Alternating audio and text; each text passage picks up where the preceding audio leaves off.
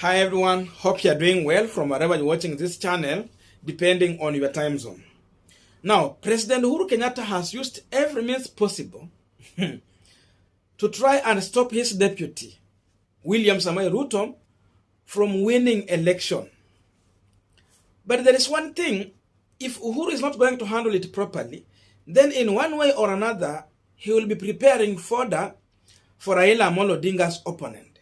For example, if you look on how the Star has put it out, the strategy that President Uhuru Kenyatta has used to stop William Samoei Ruto from winning election, they are all good, but this is not enough to stop William Samoei Ruto from getting votes.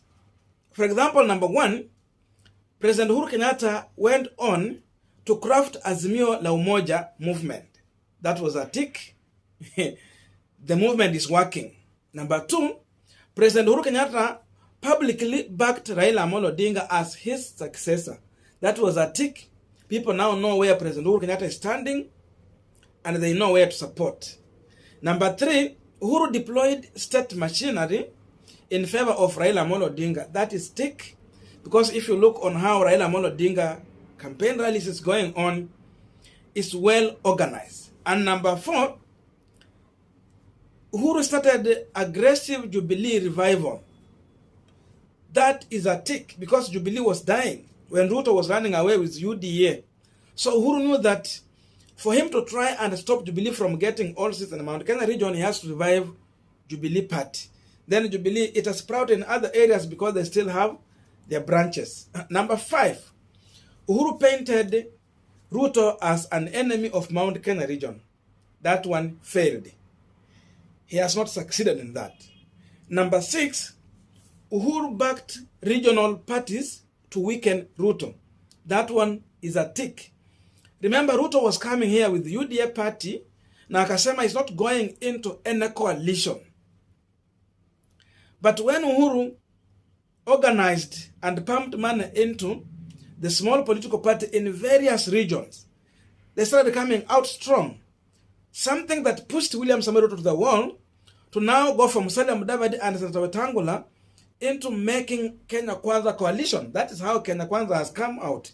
Then we have Moses Kuria, SDP party, Mwangi Kiunjuri, na William Kabogo, who have joined this team. So you see already Ruto was cornered on that one. And number seven, Uhuru made accusation that Ruto was plotting his impeachment. This one is still debatable. I don't know if people are going to buy on this, because largely it should be Mount Kenya people buying into what Uhuru is saying. Now, most of these things have worked, but if winning election is through the ballot, then the most important thing that Uhuru need to do is to quickly check on the gradual increase of price of fuel in the country today. Because, when you touch on fuel, then definitely everything is going to be affected. And I'm told we have those companies who receive oil, the fuel, and when they have received it, they are the ones now who are going to sell to these other small companies who are now distributing. So the issue is that this company is holding into the oil, alafu kuonekana kama kuna scarcity, so that they can push away these small companies from the market.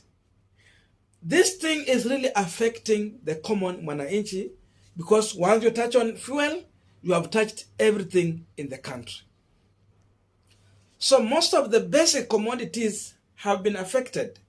And the reason why I'm saying that this is turning into fodder for President Uhuru Kenyatta and Raila Amolo Odinga's opponent. You just need to listen to the speech from Musalia Mudavadi while in Busia County. And we have Kenyans who are going to buy into this, because these people are directly affected with the current economic situation. Senator Malala alizungumzia kitu kuhusu bei ya mafuta, fuel. Na hata Weta akagusia, Ababu akagusia, hata Rashid akagusia. Mimi nataka tuulize serikali ya Uhuru. Mr. President,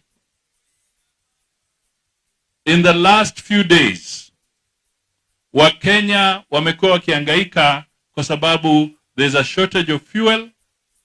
Whether it is hoarding or not, we want an explanation. Why is there a shortage of fuel in Kenya? Mr. President, how can there be a shortage of fuel in Kenya when Uganda gets their fuel inapita inaenda Uganda? The Ugandans have no shortage of fuel, which has traversed through Kenya, and yet Kenya, which has facilitated Uganda fuel going there, there's no fuel shortage, but there's a fuel shortage here. What is happening? Hili ndio swali tunataka serikali jibu. Now we are continuing with our Punchline discussion, but I have a quick request. You might be watching this channel but you are not yet subscribed. So my humble request, please consider subscribing so that any other time, once we release a video like this one, you will always get notified. Again, to all our channel subscribers and anyone who drop comment, I must say thank you so much for your unconditional support. Again, I'm requesting you to give this video thumbs up so that YouTube can recommend our video to more viewers. Back to our discussion. Now you see, it is common that anyone can make a propaganda depending on the current economic situation for his own political gain. Because now, you see, it has been very easy for the group from Kenya Kwanza to come and decampaign Raila Amolo Odinga on the ground that President Uhuru Kenyatta has increased the price of basic commodities starting from fuel so that the state can collect resources to pump into Raila Amolo Odinga's campaign. Sasa wanaambia watu ile pesa mnaona Raila akikuja nayo kufanya campaign, which is well oiled, this is state resources that they have collected from the increase of price in basic commodities. People are going to buy into this. Sababu watu wananunua unga kila siku, wananunua mafuta kila siku. They are traveling every day and they are doing their business every day. And this kind of economic situation is even pushing small traders out of the business. And I'm saying this for those who remember the 2017 general election. NASA had just one important tool that they used to bring down President Uhuru Kenyatta and his deputy William Samoei Ruto. That's why NASA was voted in overwhelmingly. The price of unga was very high. Maize flour, it was high. To an extent, even the people who are coming to listen to the Raila Amolo Odinga, and his troops, they were coming in with empty packets of unga. Wengine walikuwa wanatembea na unga kwa packet. They were demonstrating and protesting against the high price of unga. To an extent, when President Uhuru Kenyatta decided to reduce the price, it was viewed as that this price was reduced because of the complaint raised by NASA coalition. So everyone was believing that if we vote in NASA, then they're going to take care of our interest on basic commodities. So you see, very small thing, but in real sense, it is making sense to the electorate. This can be the same card that Ruto can decide to play if this price of items is going to increase every day. So what I have been watching is that every day the price is increasing and there's no time the price has gone down. And you see again, right now as we are speaking, this is the planting season. Ukikuja Western, you go to Nyanza region, you go to Rift Valley region, even Central and everywhere. This is planting season. I mean, watu wanategemea mahindi. So look at the price of fertilizer. 6,000. Very high. Not everyone is going to afford this price until people are now turning to compost manure. So they cannot afford this until they are looking for other alternative to survive. So if Uhuru will not check into this issue, then Ruto and his team are going to continuously sell the agenda on how the government is frustrating the common mkulima. Do you think that there are no people who are going to be convinced that Uhuru anawafinyilia kwa hawa wakulima? There are people who are going to buy into this. And because Raila has been saying that he will do a continuation of what President Uhuru Kenyatta has been doing in terms of zile vitu amefanya vizuri. Once they say that, people are going to believe that he's going to follow the footsteps of President Uhuru Kenyatta. So the best thing is for Uhuru to reduce the price, and if not, Raila should stop saying that he's going to follow the footsteps of President Uhuru Kenyatta. He should just come out as Raila Amolo Odinga. And I don't know how he can distance himself from Uhuru's failures right now, because seemingly he is coming out as someone who has been supported by the state, because President Uhuru Kenyatta has publicly endorsed Raila Amolo Odinga. Now look at the price of cooking oil. I have my cousin who has been running a bakery and he told me now he has been forced to close because now ile mtungi ya 20 liters ya mafuta, the price has been doubled, but the price of mandazi is remaining the same.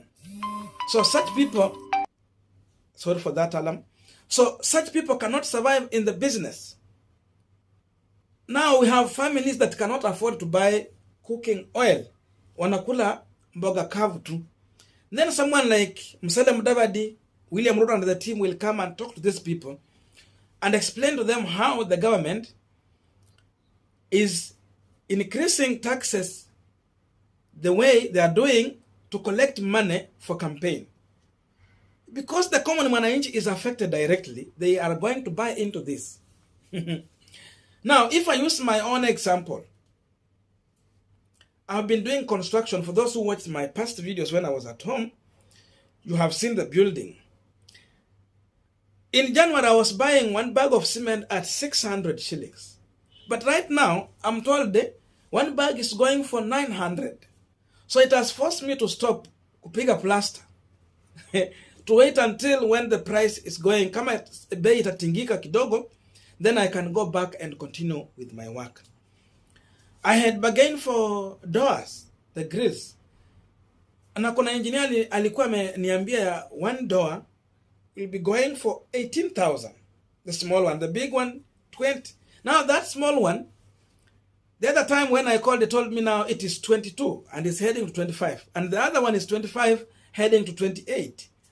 So you see, mwananchi wa kawaida amefinyika.